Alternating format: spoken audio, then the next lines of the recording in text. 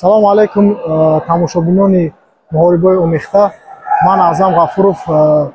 Мо имрӯз дар мусобиқаи ҷумҳуриявӣ, мусобиқаи байни наврасҳо қарор дорем. Бубинед ки мо имрӯз дар сатҳи байналмилалӣ баргузор гашта. Мо барои ҷавонон фақат чиё гуфтанем?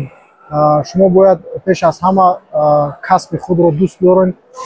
Устодон имрӯз бар мардуме ки дар ҳамин ҷа организатор мегӯянд, мисол ба ҳамаи пешравиҳо хоҳонем ки боз ҳам парчами Тоҷикистонро дар арсаи байналмилалӣ парчами Тоҷикистонро баланд бардорам.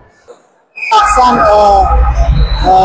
миннатдории худам ба роҳбарияти Таҷмаф гуфтаниям ки хеле шароитҳо муҳайё карданд ки имрӯз мо хеле шароитҳоро фақат дар арсаи байналмилалӣ медиҳем, лекин имрӯз худо ба шукр ки наврасои мо дар ҳамин условия, дар ҳамин шароитҳо баромад карда истоданд. Барои ҳамин фақат чико кардан дар кор, машқ кардан дар кор.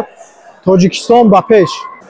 Нақшаҳои оянда барои мусобиқаҳои шахсан худам дар рӯзҳои наздик аниқ мешавад.